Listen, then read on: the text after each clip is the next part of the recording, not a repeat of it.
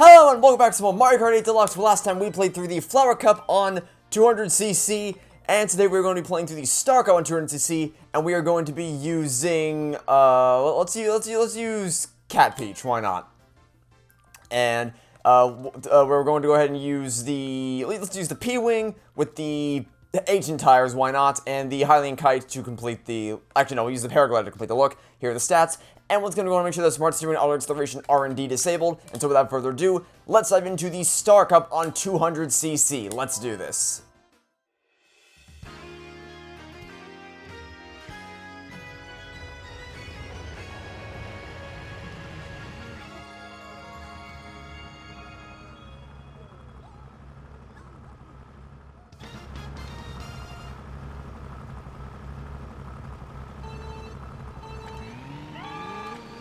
So I can almost guarantee that I absolutely will not be able to cover this topic in just one video, but I'm going to try my damnedest. And the reason why I'm almost positive about that is because the topic for today is the Disney Renaissance era. Someone asked me what my thoughts were on the Disney Renaissance films, and I'm going to say right now that I'm not going to get through them all, because the Disney Renaissance era contains some of my favorites across Disney's catalog. Really the only... Because there's different eras of Disney. There's like the Bronze Era, the Golden Era, post-Renaissance, Renaissance, things like that.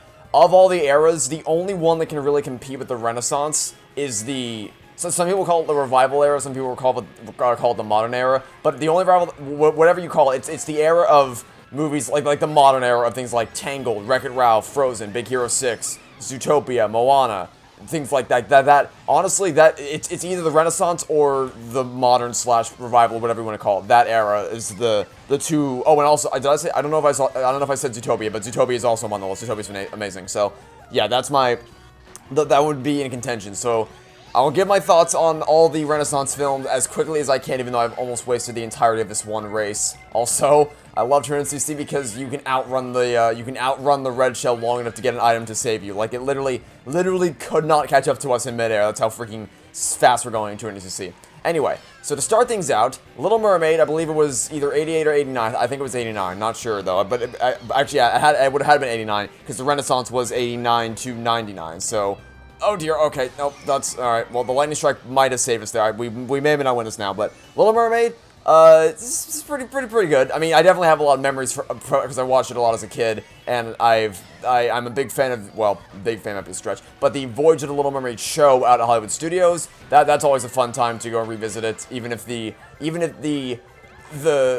acting, like the onstage, even if it is like a glorified projector fest mixed with a, really bad acting. So, like, it really depends on whether you get a good Ariel or not, because the big part of that show is hearing Ariel sing Part of Your World, and it's kind of dependent on can the actress sing today or not, because it's a different actress each time, so it's like, you kind of roll the dice on that one, but I still enjoy the show, so, I guess I should, I don't want to waste my time on the results screen, so let's go to the next race.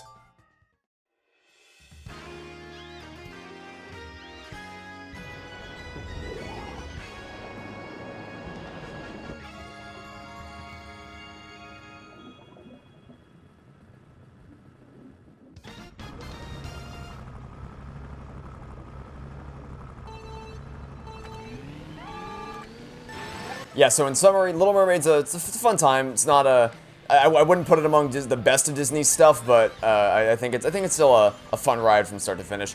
But also I'm not going to be talking about any of the sequels in this video because this is strictly focused on the Renaissance era and not any of the Disney sequels. Because if you want to know my thoughts on Little Mermaid 2, oh boy, howdy, I could rant for like an hour about that stupid movie. Anyway, so next up, The Rescuers Down Under. Now, not only have I never seen The Rescuers, also I think we can also pull back on the glider and make it all the way to the finish line, or at least close to it. Yeah, so that's another trick on 200cc that you can do, similar to Mario Kart Stadium. Okay, so Rescuers Down Under. Not only have I never seen the original, not only have I never seen Rescuers Down Under, I've never seen the original Rescuers movie. Actually, no. Okay, so my grandmother tried to show it to me, but I was bored out of my mind, so we stopped watching it. So I have begun watching The Rescuers, but I have not watched more than, it might even be generous to say 5 minutes. I've not seen a whole lot of that movie, so I can't really give accurate thoughts on either it or its sequel. So, yeah, sorry if it's your favorite film of all time or whatever, because that happened when I did when I covered Pixar in a previous episode, and people were like, what, but Ratatouille and WALL-E are like my favorites. I'm like, sorry, those are the only ones I've basically never seen. One of which I've never seen, the other which I may as well have never seen. But next up, Beauty and the Beast. Now this was my mom's favorite among the Disney movies, and it's the one that she wanted me to watch, so, you know, I probably, like, there were some movies that were just on in the background, and then I started watching and I was like, I love this, whereas this one was one that I was a little bit older, probably, well, older relatively speaking, like probably like 6 or 7, and then my mom was like, hey, we should watch this movie, and then I said, okay, so we watched it, and it was really good. Beauty and the Beast is great.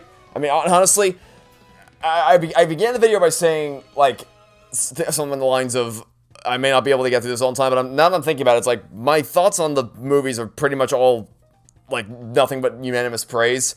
Except for the movies I haven't seen, so, you know, we might be able to get through this a bit faster than I thought, who knows.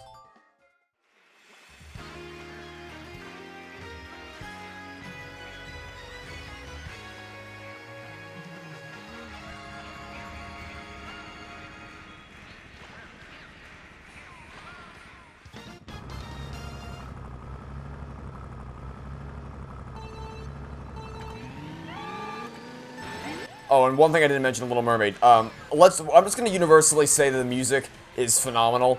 I'll probably still bring it up again later because it's classic Disney music. You can't really go wrong with it for the most part. So yeah, just you know, for Little Mermaid, Under the Sea, Part of Your World, things like that. Oh, also Kiss the Girl, you know, songs like that, just outstanding. Beauty and the Beast, Be Our Guest, obviously Beauty and the Beast. The Gaston song, the Little Town song. Really, you can't go wrong with classic Disney music, especially in the Renaissance era. So that's just awesome. But the highlight of Beauty and the Beast, outside of obviously the comedic relief involved with things like Cogsworth and Lumiere, is the relationship between Beast and Belle and how that develops over the course of the film. So that's always a fun ride.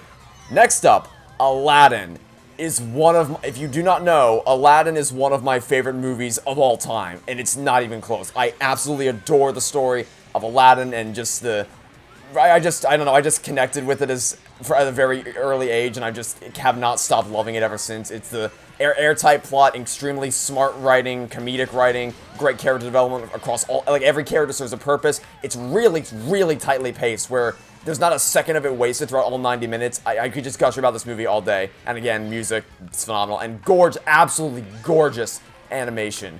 I'm thinking, yeah, no, I'll say that for later. So Aladdin, one of my favorites of all time. Lion King, while I don't, this is one that I'll also have a bit of an emotional connection to, because not necessarily from the movie itself, but from the bonus content on the DVD that I watched as a kid, which was, I don't know if you guys remember this, but Timon and Pumbaa's Virtual Safaris, I watched those on repeat when I was a kid. I don't know why, but I love those things so much. You may even have seen a couple of clips from their Virtual Safaris in my Danganronpa 3 series, because I just really like those little... No!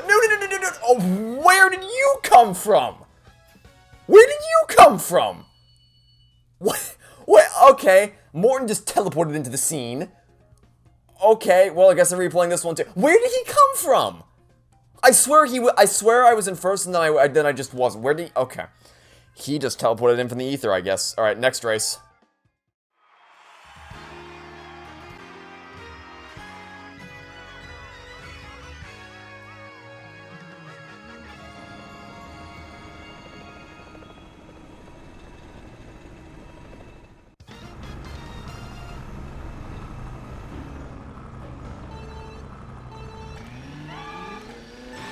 Yeah, so I definitely have a lot of memories associated with the Virtual Safaris. I've always loved the dynamic that Timon and Pumbaa have.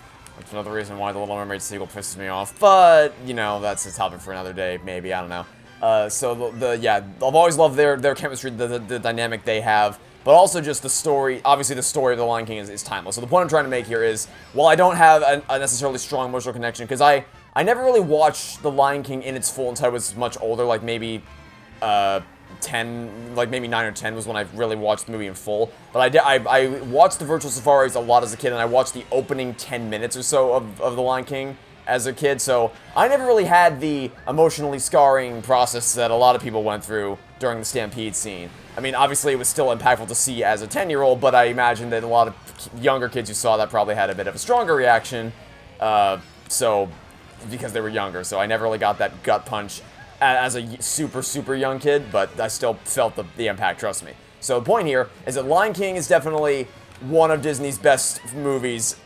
You might even be able to go far as to say it is their best movie. And Lion King is just a timeless classic with the story just...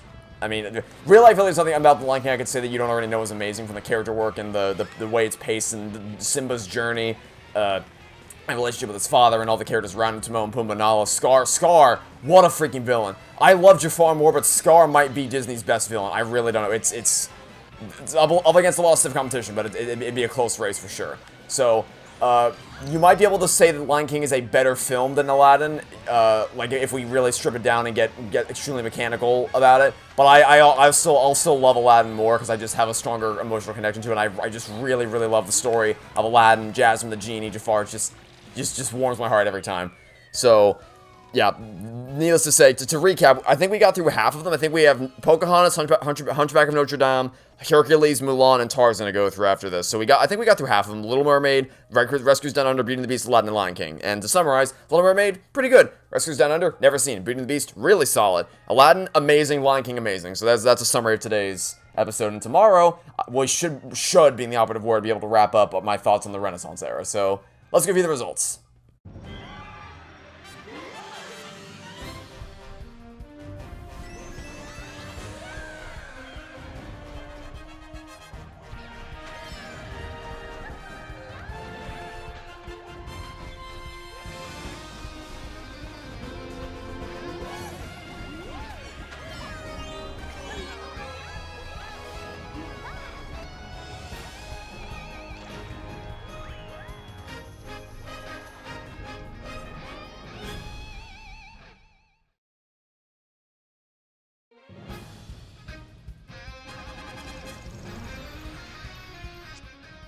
You collected 2,200 coins, and so a new vehicle customization option has been unlocked, and we'll see what that is next time. But for now, that will be it for this episode. So, thanks for watching. Stay tuned for next time. I hope to catch you all tomorrow for some more Mario Kart 8 Deluxe. Goodbye.